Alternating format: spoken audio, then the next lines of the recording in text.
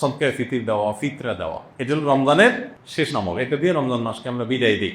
অন্য অর্থে এটাকে বলতে পারি যে রমজানের পরের প্রথম আমল বলতে পারি, কারণ এটা শুরু হয় মূলত শাওয়ালের চাঁদ দেখা গেলে, ঈদুল ফিতরের চাঁদ দেখা গেলেই তখন এটা প্রযোজ্য হয়, যদি এক দুদিন আগে থেকে দেওয়া যায়। এই ফিতরাটা আমরা কেন দেই? এই ফিতরা দেওয়ার উদ্দেশ্য কি? নবী করিম সাল্লাল্লাহু আলাইহি ওয়াসাল্লাম দুটি উদ্দেশ্যের কথা বলেছেন। এক, তিনি বলেছেন যাকাতুল ফিতরি তুহরাতান লিস-সাইমি মিনাল লাগবি ওয়ার রাফাস ওয়া তু'মাতান লিল মাসাকিন। প্রথম কারণ হলো তিনি বলেছেন যে এটা হলো রোজাদার ব্যক্তি সারা মাস জুড়ে যে সিয়াম সাধনা করেছে, ইবাদত বন্দেগী করেছে, যে মেহনত মুজাহাদা করেছে, এই সারা মাস জুড়ে ইবাদত বন্দেগী করার ফলে তার মধ্যে অনেক অর্জন যেমন হয়েছে, এমন অনেক ত্রুটিও ছিল। রোজাটা রাখতে গিয়ে সে কখনো অনর্থক কথা বলে ফেলেছে, রোজা রেখে অনর্থক বেগুড়া কথা বললে রোজা প্রাণ আপনার ক্ষতিগ্রস্ত হয়, রোজা নষ্ট হয়, রোজার রূপ থাকে না, রোজার মান কমে যায়, কোয়ালিটিতে ঘাটতি হয়। এই যে রোজা রেখে আমরা কিছু উল্টাপাল্টা কথা, উল্টাপাল্টা কাজ করেছি যেগুলো রোজার সাথে যায় না, তো সেগুলোর কারণে রোজাটা তো ত্রুটিপূর্ণ হয়ে গেল। এই ফিতরা দেওয়ার কারণে সেটা রিফাইন্ড হয়ে যায়, সেটা ফ্রেশ হয়ে যায়, সেটা আল্লাহ তাআলা পরিচ্ছন্ন করে গ্রহণ করে। এই জন্য রোজার পুরা মাস, রমজানের পুরা মাস এবং সিয়ামের গুরুত্বটিগুলোকে ফ্রেশ করে সেটাকে আল্লাহর কাছে কবুলযোগ্য করে দেয় হলো ফিতরা, খুব বড় একটা বিষয়কে। আর দ্বিতীয় উদ্দেশ্য হলো তু'মাতান লিল মাসাকিন, গরিব দুঃখীদের মধ্যে খাদ্য দান কর্মসূচি অংশ হিসাবে ফিতরা আল্লাহ তাআলা দিয়েছে। অর্থাৎ ইসলাম চায় যে ঈদের দিনটাতে অন্তত প্রত্যেক অভাবী মানুষের বাসায় খাবার থাকুক, কেউ যেন খাবারের কষ্টে না থাকে। এই জন্য ফিতরা আমাদেরকে পৌঁছাতে হয়। কখন পৌঁছাতে হয়? সেটা ঈদের চাঁদ দেখা যাওয়ার আগে থেকে। ফিতরা নিয়ে প্রতি বছরই অনেক আলাপ হয়, আমরা সেই দীর্ঘ আলাপে যাওয়ার সুযোগ সময় নাই। শুধু এইটুকু বলি, আমরা প্রায় সবাই আমরা ফিতরার সর্বনিম্ন পরিমাণটা দেওয়ার চেষ্টা করি। নবী করিম সাল্লাল্লাহু আলাইহি ওয়াসাল্লাম ফিতরার যে অপশনগুলো রেখেছেন সেগুলো কিন্তু বিভিন্ন রকম, ভ্যারাইটি আছে। সেখানে একটা অপশন আছে সর্বনিম্ন, সেটাই আমরা নেই। এবং প্রতি বছর আমরা খোঁজ করি যে ফিতরা এবছর কয় টাকা ধার্য হয়েছে, 115 টাকা, তো দিয়ে দিলাম, বেঁচে গেলাম। যদিও পুরো পরিবার তরফ থেকে দিতে হয়, পরিবারের কর্তা যিনি, তার ছেলে মেয়ে, তার স্ত্রী, এমনকি ছোট বাচ্চা কাচ্চা, তাদের সবাই পক্ষ থেকে, তার একান্নভুক্ত জানা তার বাসার সদস্যের মতো, এমনকি যেই কাজের লোক, যারা বাধা কাজের লোক থাকে তাদের তরফ থেকে, এই সবার তরফ থেকে পরিবারের কর্তা দিয়ে দিবে। এখন সবাই দেখেন ফিতরা কত ধার্য হয়েছে।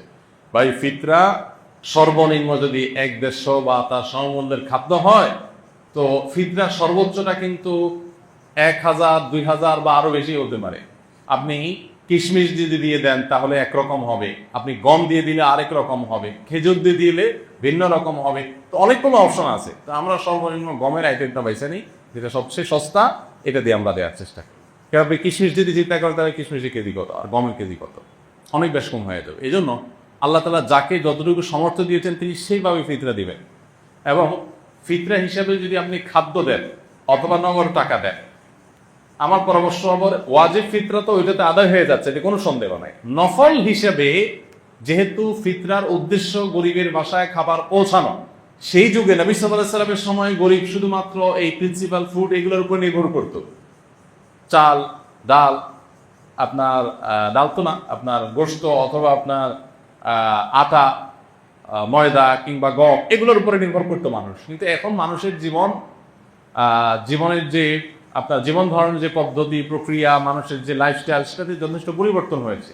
তো ঈদের দিনে গরিবের হাসি, গরিবের আপনার আনন্দ, এটাকে পরিপূর্ণতা দেওয়ার জন্য আমার পরামর্শ থাকবে যে ফিতরা হিসাবে যা দিচ্ছেন আপনি এক্সট্রা হিসাবে, এটা ফিতরার অংশ না, বোনাস হিসাবে নফল হিসাবে আপনি তাকে পারলে 2 কেজি মুরগি কিনে দেন, গরুর গোশত অনেক দাম, 1 কেজি গরুর গোশত, 2 কেজি গরুর গোশত কিনে দেন, একটু পোলাও চাল কিনে দেন, একটু সেমাই চিনি কিনে দেন।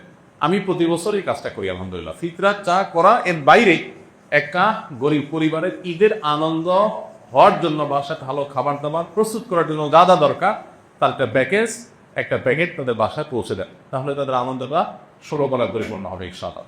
এটা আমরা করতে পারি। বিশেষ করে দ্রব্যমূল্যের ঊর্ধ্বগতির এই সময়ে অনেক মানুষ যারা আমাদের কাছে মুখ ফুটে বলতে পারছে না, অনেক কষ্টে আছে।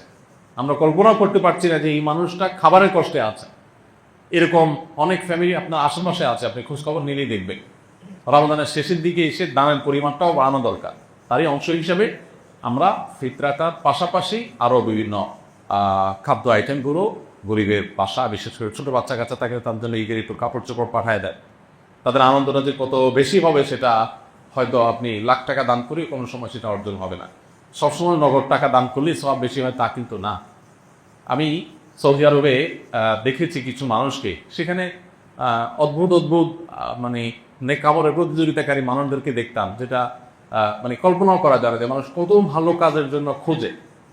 আমার একবার মনে আছে যে কোন একটা সুপার শপে কেনাকাটা শেষে, এরকম রমজান মাসেই হবে, আমি বিল দেওয়ার জন্য কাউন্টারে আসছি। তো এক সৌদি নাগরিক আমার লেবাস পোশাক দেখে বুঝছে যে বাংলাদেশি। তো বাংলাদেশি মানে মনে করে তারা গরিব মানুষ, আর আসলেও আমি গরিব। তো আমার পিঠে এরকম আস্তে করে আলতো করে হাতটা রাখছে খুব সুন্দর করে, মানে যেটাতে আমি মানে রাখার তো একটা ধরন আছে, আস্তে করে পিঠের উপরে হাতটা রাখছে, মানে খুব কোমলতার সাথে, স্নেহের সাথে। স্নেহের পরের সাথে হাতটা রাখলাম, আমি ফিরে তাকালাম, দেখি যে একজন সৌদি নাগরিক, আমি চিনতে পারি। তো সে বলতেছে যে যদি তুমি মনে কিছু না করো, তোমার বিলটা আমি দিতে চাই। আমি দুনিয়ার বাজার করছি, হয়তো ঈদের জন্য বাজার দিচ্ছি, তো কয়েকশো রিয়াল হয়েছে। উনি বলেন যে যদি কিছু মনে না করে আমি দিতে চাই, হাদিয়া, গিফট, জাস্ট গিফট। এখন কি বলা যায়, গিফট দিবে, নিষেধ করার কিছু নেই, বললাম ঠিক আছে, তখন উনি দিলেন। আমার কাছে আইডিয়াটা খুব ভালো মনে হলো। আপনি বাজারে চলে যান, বাজারে যে দেখবেন বহু মানুষ মাছ বাজারে কাচুমুচু করছে, ছটফট করতেছে, একবারে মাসালা কাছে আবারও মাসালা যায়, তার মানে বাজেটের সাথে তার চাহিদার বা প্রয়োজনের মিলাতে পারছে না বেচা। এই লোকটাকে ওরকম পেছন থেকে আলতো করে হাত বুলিয়ে তাকে একটু বলেন, ভাই আমি আপনার এই মাছের বিলটা দিতে চাই, যদি আপনার মন হচ্ছে না। আপনি দেখেন যে কোনো একটা বাচ্চা, গরিবের বাচ্চা, সে হয়তো কোনো একটা মুদির দোকানের পাশ দিয়ে ঘুরছে, কোনো একটা খাবার দোকানের পাশ দিয়ে ঘুরছে, বারবার কাচুমুচু করছে, খেয়াল করে তাকে ওই খাবারটা একটু কিনে আপনি হাতে তুলে দেন। অনেক সময় লক্ষ লক্ষ টাকা নগদ দেওয়ার চাইতে ওই সামান্য কিছু টাকার ওজন অনেক বেশি হয়। তো এই বছর বিশেষ করে ঈদকে সামনে রেখে আমাদের এই আমলটা হতে পারে, কারণ ঈদের এই সময়টাতে অনেক মানুষ কষ্টে আছে, অনেক মধ্যবিত্ত আছে যাদের লেবাস, পোশাক, চলাফেরা দেখে বোঝার কোনো উপায় নাই যে তারা খাবারের কষ্টে আছে রীতিমতো বাচ্চা কাচ্চায়। আমি রমজানের শুরুর দিকে আহ্বান করেছিলাম যে একটা মাছ কিনে দেয়, একটু ট্রাই করতে পারে বাচ্চাদেরকে সাথে নিয়ে, একটু মুরগি কিনে দেয়, একটু গরু গোশত কিনে দেয়। এমন আছে যে গত রমজানে গরু গোশত খেয়ে, কোরবানিতে গরু গোশত খেয়েছে, এ পর্যন্ত আর গরু গোশত কিনে খেতে পারে নাই। তাকে আপনি 2 কেজি গরু গোশত দিলে তার বাসায় আনন্দটা কোন পর্যায়ে চলে যাবে।